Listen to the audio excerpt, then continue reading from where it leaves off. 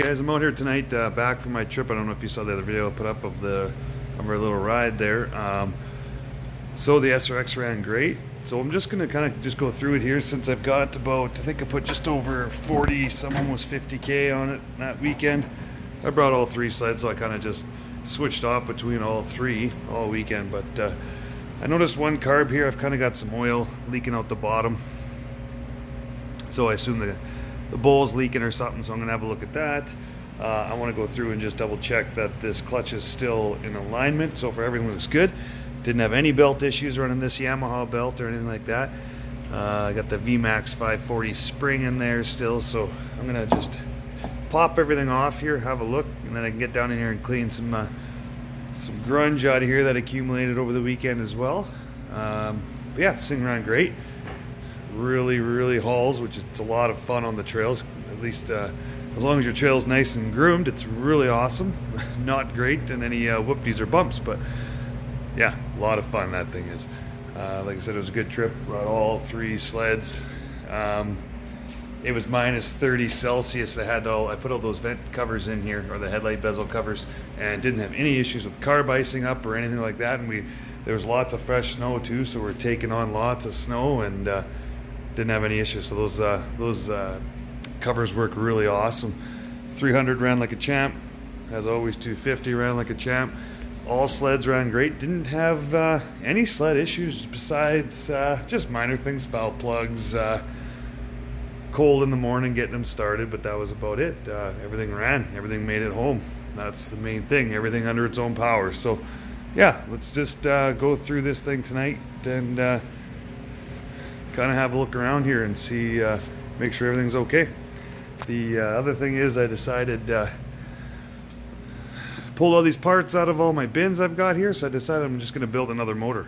You can't have too many 440 SRX motors kicking around, I guess, and I'm a sucker for punishment, so I figure why not build another one. So this is the one stub end I do have that is still repairable, I'm told. So I'm going to send this off to Coke's Performance there and have them, apparently he can repair that for me, so I'm going to get that fixed. I got a bunch of rods here, kind of go through and measure them up and pick my best rods. And then I've got a bunch of other crank parts here. So between that and all these other crank parts I have in this box here, should be able to make another crank. There we go. As long as I can get that stub end fixed like he believes he can. As you can see, there's just some pitting there on the main bearing surface. So yeah, send it off to him, see if I don't know if they grind it down and build it up with some hard surface and regrind it or what they do, but get that done. So yeah, for now I'm just going to jump into here and make sure those clutches are aligned. That's the number one thing. Alright, there we go, got the clutches off, alignment tool on.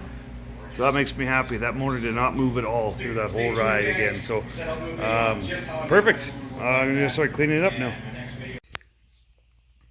Okay, so once again I'm a failure at doing the videos here, but I ended up getting this SRX kind of fixed up here. You saw there I checked the clutches and they were bang on alignment again, so that's good.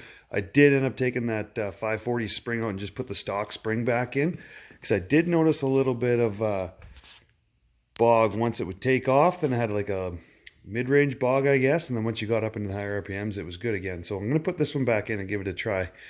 One thing I did notice at the end of the day on our last day, this thing was kind of I couldn't get it to rev past 1,000 RPM without kind of getting the choke involved and stuff, and so I was wondering what was going on there. So when I pulled the carbs off, I replaced the gaskets and the bowls of the carb, and then I noticed what was causing that issue was when I switched this thing to the dual Dewey dual SLP high flow pump.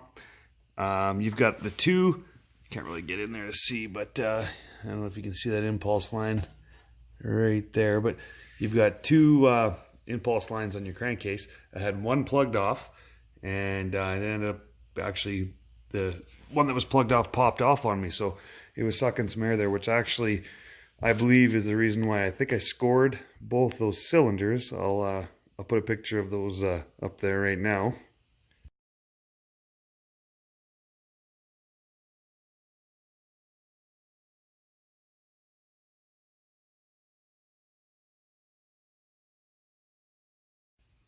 So yeah, a little bit of scoring there. But I'm going to run it for the rest of the year as is. And I will do a rebuild here in the summertime on the top end. But yeah, so like I said, replaced those carb bowls. Figured out why it was running. Now it runs great again. It takes off really well. None of that bog. So we actually had a bunch of warm weather here, and so pretty much all the snow melted, and what's not left is now just giant blocks of ice. So that kind of sucks. We need some more snow again. The ride I was going to go on this weekend just got canceled, so that really sucks. I was hoping to get this back out, so I've been working on the kitty cat. Had to put a new carb bowl gasket on there to stop it from dripping all over the floor, so did that. 300 and the 250 are still sitting here just waiting to go out again. Brought home the Summit just today actually, so got a trip planned with that. Gonna go up north here in a couple weeks with that, and I think I'm gonna bring the SRX too. I think we're gonna do both, newer sleds and vintage again. So as of right now, these are all just sitting here again, waiting to go out.